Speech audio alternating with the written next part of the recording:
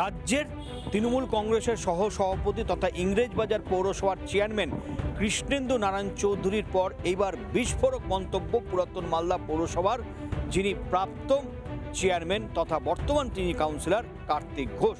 তার গলাতেও তার কথাতেও দেখা গেল সেই বিস্ফোরক মন্তব্য। সরাসরি তৃণমূল কংগ্রেসের যিনি সেনাপতি যাকে বলা হয় অভিষেক ব্যানার্জি, তাকে সরাসরি তিনি দোষারোপ করেছেন। কারণ দলটি আজকে যে এই যে পরিস্থিতি তার জন্য সম্পূর্ণ দায়ী করছেন তৃণমূলের যিনি সেনাপতি অভিষেক ব্যানার্জিকে। সারা বাংলার মানুষ, সাধারণ মানুষ অহংকারের পতন ঘটিয়েছে এই নির্বাচনের মধ্যে দিয়ে, এবং তার সমস্ত মূল দায়ী হচ্ছে অভিষেক বন্দ্যোপাধ্যায়। ওনার উদ্ধত হয়ে গেছিল। উনি দলের সম্বন্ধে কি জানেন? একটা বাচ্চা ছেলে, 34 বছরের ছেলে, বৃদ্ধ এমপিদেরকে, তাদেরকে সমস্ত আপনার বিধায়কদেরকে কোনো চাকর বাকর ভাবতো, বাড়ির চাকর বাকর ভাবতো।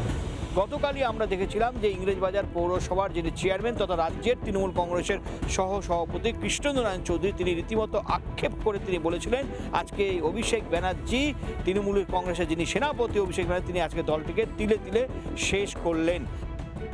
যদি বলা যায় তাহলে একজনই ব্যক্তি আছে দলটাকে তিলে তিলে শেষ করে দিল, এটা অভিষেক ব্যানার্জি। দলটাকে ও নিয়ে গেছে যেভাবে কর্পোরেট হাউসের মতো। এখানে বাংলাতে গেলে কর্পোরেট হাউসে চলে না, যা খুশি তাই করেছে।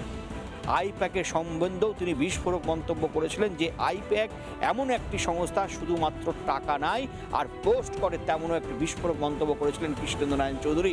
আজকে তার এই মন্তব্যের জেরে রীতিমতো তোলপাড় হয়ে যায় মালদা রাজনীতি তথা রাজ্য রাজনীতি। আজকে তার এই বিস্ফোরক মন্তব্যের পর দেখা গেল পুরাতন মালদা পৌরসভার যে কাউন্সিলর কার্তিক ঘোষ তিনিও কিন্তু আজকে সেনাপতি অভিষেক ব্যানার্জির সম্বন্ধেও কিন্তু আজকে বিস্ফোরক তিনি মন্তব্য করলেন। মালদা থেকে দীপঙ্কর গোস্বামী, রিপাবলিক বাংলা। নানা ধরনের কন্টেন্ট দেখার জন্য লাইক করুন, শেয়ার করুন আমাদের ফেসবুক পেজ, সাবস্ক্রাইব করুন আমাদের ইউটিউব চ্যানেল।